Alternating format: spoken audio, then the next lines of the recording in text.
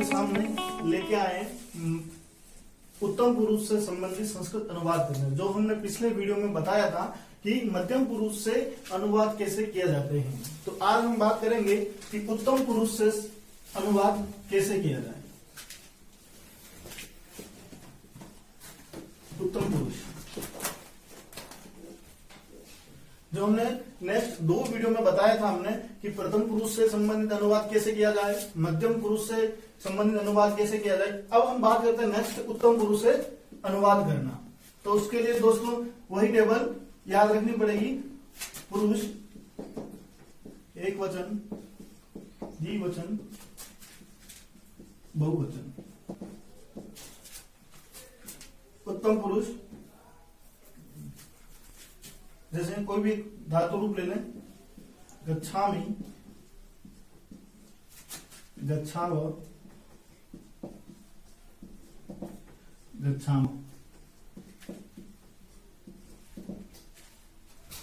हमने बताया था कि उत्तम पुरुष के लिए सर्वनाम शब्द लगता है अस्मत्, जिसका अर्थ होता है मैं। तो यहां पे अस्मत् शब्द के रूप में जैसे यहां पे चलेगा उत्तम पुरुष में अहम, आवाम, वयम। इस अहम का अर्थ होता है मैं, आवाम का अर्थ होता है हम दोनों,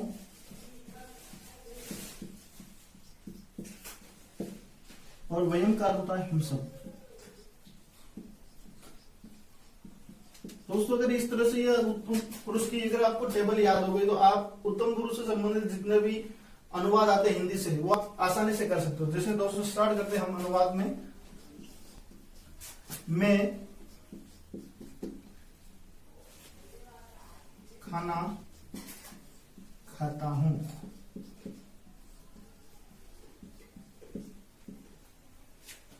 यहां पे मैं करता है, खाता हूं क्रिया है, खाना उसका कर्म है। ये हो गया आपका कर्ता, ये कर्म और ये क्रिया।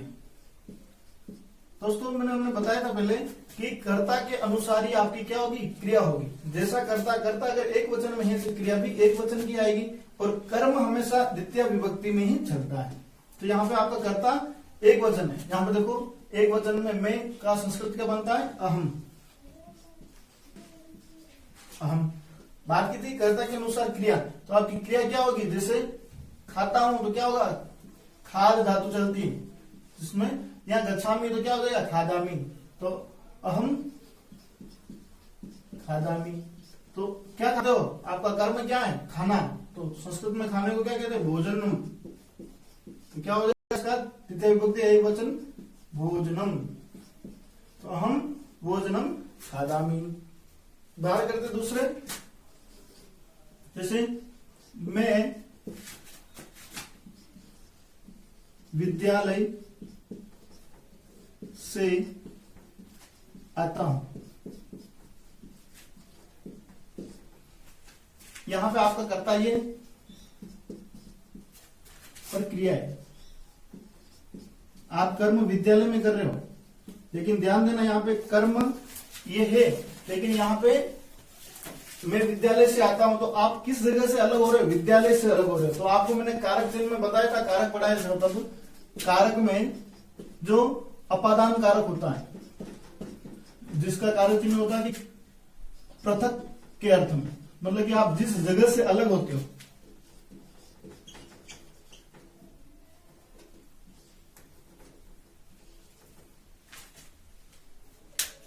जिस जगह से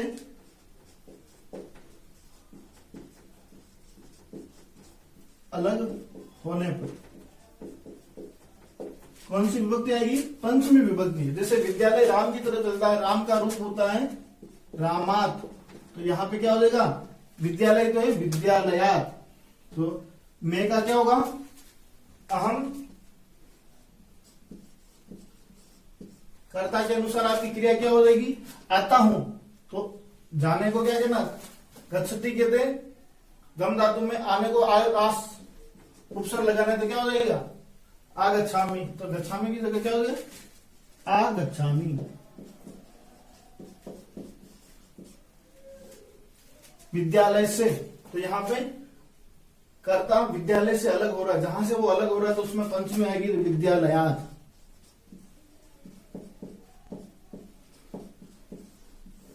अहम विद्यालय आगच्छामि, मैं विद्यालय से आ रहा हूं या आता हूं। द्विवचन में लेके देखते हैं। हम दोनों पाठ पढ़ते हैं।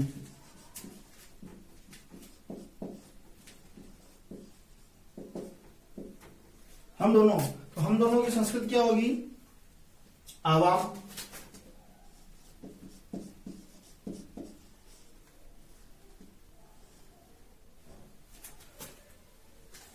पाठ, कर्म क्या कर रहे हो पाठ पढ़ना, तो पाठ ये द्वितीय का एक वचन होगा पाठम। पढ़ते हो, तो यहाँ पे क्या लिखा आवाम के लिए गच्छाव, तो यहाँ पे क्या हो जाएगा पठाव। ये हम बात करते हैं लट लकार की। किस लकार की बात कर रहे हैं लट लकार की, जिसके पीछे देखो ते हैं शब्द जुड़ा। अब जैसे कोई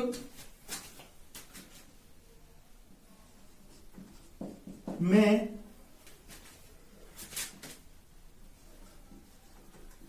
पढ़ू, मैं पढ़ू, तो यहां पे क्या होगा ये भूतकाल में चला जाएगा। मैं पढ़ू तो क्या होगा अहम अपठाम।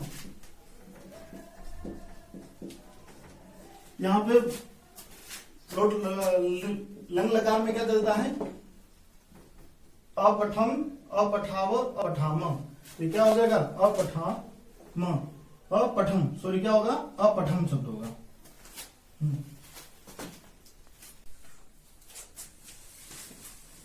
हम दोनों की बात की थी। अब देखो हम सब वाक्य बनाते हैं।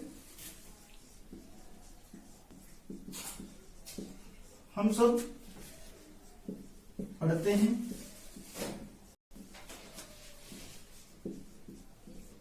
हम सब जाते हैं,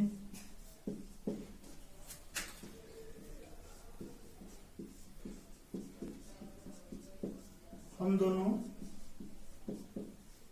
लिखते हैं, मैं लिखता हूं। तो इस तरह के वाक्य हैं। हम सब पढ़ते हैं, तो हम सब की संस्कृत क्या होगी बहुवचन में वयम। वयम काम क्या कर रहे हो पढ़ना, तो पढ़ते को क्या होगा यहां पर क्या लिखा गच्छाम, तो यहां हो जाएगा पठाम। फिर अगला हम सब जाते हैं, हम सब भी वही, हम सब के लिए वयम आएगा, तो वयम जाने को क्या कह रहे हैं गच्छाम, लिखा हुआ है देखो गच्छाम।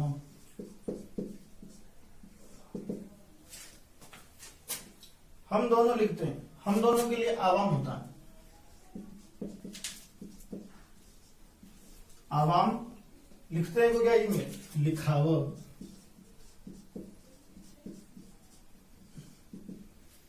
मैं लिखता हूं अहम